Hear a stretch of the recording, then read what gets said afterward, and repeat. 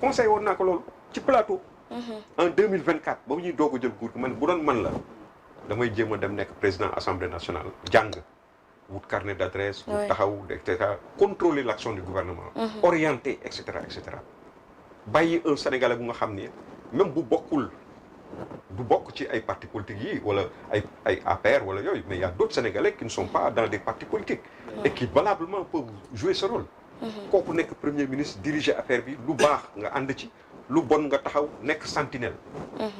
mais moom la ko intéressé woon mooy voilà nguuru ak encore. est-ce que fayonte ko quoi. proposition boobu noonu aussi est-ce que itam sénégalais surtout ñi nga xamante ni ñoom ñoo ko voté loolu bëgg nañ ko. parce que nag bon quoi qu'on puisse dire. donc xam nga man lu may wax du xam nga yow yaa ngi toujours ci ay. ñi ko voteel ndax yow ñi ko voteel ñan la ñi voteel Ousmane Sonko 90% des gens qui ont voté pour Ousmane Sonko c'est des gens yu nga xam ni ils n'ont aucun niveau. non c'est vrai. mais ñun d'ailleurs foofu man dama lay. non mais du ñu wax ay question de am niveau ou pas sax mais vote bi ñu voté moom dañoo. xam nga kii wax na la xam nga yow. non moi je respecte le vote des Sénégalais. parce que loolu. non mais en fait dañoo révolution man dañoo xëy rek def benn vote kii wax na ko sànq pour wàcce kenn. kii wax na ko sànq nee na. xamadi suñu problème mu réew. mooy xamadi. du saaga mooy ñàkk xam. xam nga am na ñu nga xam ni pour mën leen a yóbbaale dafa yomb. parce que amuñ ils sont pas armés suffisamment armés intellectuellement pour pouvoir apprécier valablement. kii li muy wax ndax taxaw na ça tient la route. la machine de propagande était forte. d'ailleurs yóbbaale nañ ñoo xam ne sax xam nañ. xam nga man c'est pourquoi pardon Aziz bul yàq waxtaan bi c'est pourquoi moi je dis que le peuple c'est pourquoi je dis que le peuple a le droit de se tromper. et je le dis toujours par rapport vis-à-vis des politiques qui disent que way ñaw ñi doon wax naan ay ndogu xaw ma lan xëdd xaw ma lan nangam. Je dis non, il ne faut pas faire ça. Le peuple a le droit. Les enseignants se sont trompés et c'est des intellectuels. Les étudiants se sont trompés et c'est des intellectuels. La classe moyenne aussi. Donc la classe moyenne et tout, beaucoup de gens. Mais le problème may ko mu yëgali may ko mu daaneel rek. wàcce demal il est à la limite il est un peu. non demal. dama bëgg a laaj non demal. waaye d'ailleurs man pour relancer la. je pense qu'il y a quelque chose allez-y ci mbir mi. mooy da nga ne sénégalais yi dañ leen trompé woon. mbala machine ki mu ne la machine de propagande bi nu mu meloon. mais aussi dafa am lu ñu nemmeeku. Macky Sall a fait beaucoup de réalisations. man pour dire vrai nan laa ko xamee pont Foundiougne c'est parce que dama dem Foundiougne découvrir ne oui gis nga pont bu mu fi def et pourtant am nañu àndoon ak moom Macky Sall au lieu ñu fësal les réalisations de Macky Sall non dañ doon topp mouvance su Pastef génne ñu génn wax ci beneen affaire boo xam ne amulu Sénégal yi benn njëriñ xëy na ñàkk bi ngeen ñàkkoon débat public bi moo tax ñoom ñu gagné place bañ leen dal leen. C'est ce que je dis très souvent, je dis que nous avons une responsabilité dans ce qui est arrivé. Il ne faut pas dire que lépp rek responsabilité bi c'est les gens ils n'ont pas et cetera mais ñun aussi am na côté bu nga xam ne am nañ ci responsabilité. muy loolu nga wax muy leneen aussi. n'est-ce pas mais li wóor te wér mooy véritablement pour dellu si ci question bi ñu doon wax. amul benn ci ñi génn àdduna ci diggante boobu ku ñu mën a teg baaraam ni kii balu force de sécurité et de défense moo ko rey. Des gens de la société civile ont témoigné par rapport à ça ku mel ni Mame Makhtar Gueye n'est-ce pas et d'autres aujourd'hui amul benn takk der boo xam ni dafa nekk ci responsabilité bu wax ni moom mës na recevoir ordre ci hiérarchie bi ci un général wala ci un nangam wala ba ci ministre bi ba ci président wala ñu tiireel ci kaw ay population donc les gens ils savent disséquer le vrai de l'ivraie moo tax côté boobu mënul barrer le président Macky Sall. leneen le bilan matériel nag. je rappelle que pour être secrétaire général des Nations Unies. soxlawul nga nekkoon président de la République. Kofi Annan n'était pas président de la République. que je sache Boutros Ghali aussi nekkul woon président de la République. donc dañuy seet yow sa ay disposition yi nga am li la yàlla may ci taxawaay n'est-ce pas ak candidature yi nga xam ni am na ñu ko porté ak yu demee noonu ci lañ lay tànnee du ci ay affaire u bilan wala yooyu sax lañ lay tànnee quoi. allez-y Yaya pour sortie bi finalement doyen wëndalaat na wax ba si Macky Sall allez-y si sortie bi Ousmane Sonko. Bon, en réalité je vais répondre à la première question sànq mooy le pourquoi cette machine de kii dafa am benn écrivain machine de benn diabolisation prof de Sciences Po bu tudd Vitrovitch. Il a écrit un livre boo xam ne ci wax livre bi ngi tudd la logocratie. C'est quoi la logocratie? mooy l'art de tromper. Mais il a utilisé le terme sax mensonge xam nga tubaab moom mensonge pour moom c'est pas quelque chose de grave quoi. Mais plus ngay agrandir mensonge bi. plus muy gën a baax. Les nazis généralement ils ont utilisé ça. Effectivement. Et ils ont fait même l'apologie de ça. Je donne un exemple très simple. soo gisee Hitler. Hitler avant Première Guerre mondiale. Hitler sans abri la woon. balaa muy def coup d'état bu raté bi. en 1923. Oui, tout à fait. Il avait 3% de la population. Sur quelle base? Sur la base de la communication. C'est-à-dire dafa wax rek. J'ai vu une personne boo xam ne bu mu gaañoo yàggul sax mu ne moom du temps de Hitler dafa xeex pour Hitler faru. mu ne loolu la gën a regretter ci àdduna bi. En fait effectivement pour revenir à Clément Vitrovitch lu mu wax la logocratie c'est quoi? C'est l'art d'agrandir wala yaatal manipulation ak wax loo xam ne du dëgg pour gouverner. En réalité si je reviens à ta question APR bi ñu nekk au pouvoir ils avaient fait beaucoup de réalisations mais ils avaient perdu deux choses.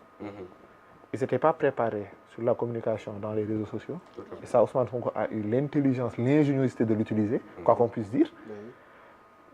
Et la deuxième chose ils ont laissé Pastef en réalité ils ont utilisé les termes de propagande de Pastef. Quand tu utilises les termes de propagande de ton rival, tu perds la bataille de la communication. Tu perds la bataille de la communication. Et finalement, ils n'étaient plus devenus des hommes politiques, ils étaient devenus des commentateurs des faits de Ousmane Sonko. Raison pour laquelle il a occupé l'espace public pendant presque 10 ans, on va dire. C'est ça qui a affaibli l'APR, malgré le fait qu'ils ont fait d'énormes choses. Aujourd'hui, qu'est-ce qui se passe? La réalité rattrape les Sénégalais. Gis nga biir du fen su xiifee dafay jooy. Tu peux être dans l'opposition di wax parce que l'opposition c'est le ministère de la parole. mën ngay wax rek man instant damay opposé moo tax damay wax rek. mën ngay wax rek bien vrai que des fois on propose. mais opposition mën ngay wax mais quand tu viens au pouvoir tu dois donner aux gens des solutions. Tu dois régler leurs problèmes. Et aujourd'hui loolu la Sénégalais yi gisul maintenant nag juum di ko wax loolu dafa yombul. Il faut nga am une capacité intellectuelle très forte pour nga mën a juum nangu ne dama juum. Sénégalais yu bëri dañoo juum mais ñemeeguñ ko wax. Je donne un exemple très simple. En France ñun xamoon nañ ne classe moyenne bi dafay effrité wu. C'est-à-dire classe moyenne dafa nar a diviser wu en deux. ñi gën a jege les prolétaires mooy la classe pauvre dañuy dem rejoindre leen ñu xaw a tane yéeg. Et qu'est-ce qui était la force? Bon, effrité à 100%, mais qu'est-ce qui était la force de la France pour qu'elle soit une puissance sociale, je vais dire? Parce que la politique sociale de la France, parce qu'il y avait cette classe moyenne qui supportait toute cette politique sociale. C'est-à-dire, il y a aussi des montagnes fauves, même si on a un papier, dañ la lijjantil ba di nga faju sans fay soo feebaree. Loolu c'est une politique sociale qui est humaine. Mais c'était la classe moyenne qui supportait cela. Au Sénégal, la classe moyenne supporte la famille. benn kër benn nit moo fay liggéey. supporter ñi fa nekk ñëpp ci des dañuy taqale. xam nga ce qui est dommage père. cette classe moyenne s'effrite au Sénégal amatul. loolu moo nar a indi crise sociale bi. cette classe moyenne amatul mu yàqu. Aujourd'hui tu prends un enseignant. il fait partie de cette classe moyenne. c'est-à-dire un enseignant dafa yor famille en général du nangu sax génn këram. dafay toog kër famille bi ngir yor propre njabootam ak njaboot bi tax mu nekk li mu doon. Cet enseignant-là tey soo ko daggee yenn dagg yi immédiatement da koy ressentir. Immédiatement day ressentir li nga def ci moom li nga dindi ci moom. Au-delà de ça yaa ngi koy dagg ba pare yaa ngi créer une fiscalité très lourde boo xam ne du mënati assurer le pouvoir d'achat bu mu amoon. Et l'enseignant est un exemple parmi tant d'autres.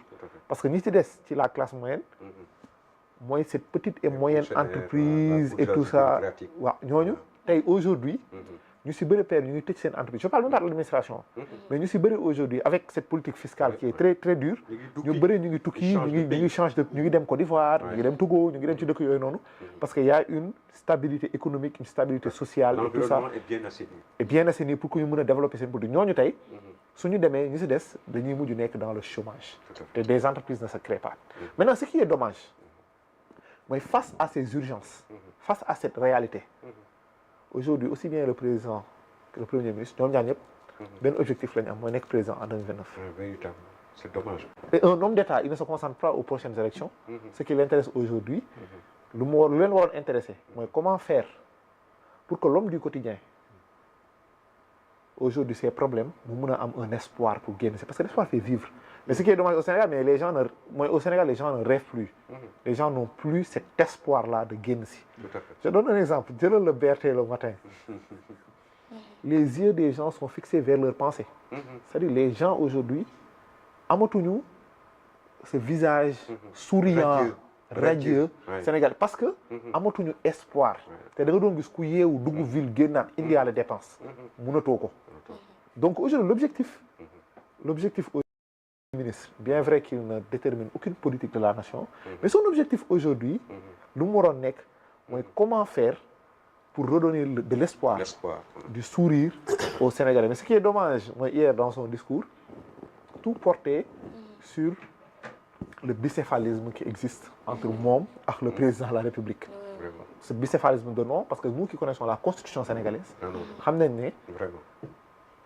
président bu fi jaar toog nga fi sans premier ministre donc le premier ministre amul doole Sénégal quand tu prends la constitution française c'est le premier ministre qui détermine la politique de la nation mën nga ko fal mais mën nga ko teggi tant que joxu la lettre de démission am mais fii nii le premier ministre il ne détermine aucune politique il conduit et coordonne la politique un système hyper présidentiel non un système hyper présidentiel donc aujourd'hui te xam nga ñoom dans leur loolu la xam sax moom ba ne yorul gisoo ko muy comparé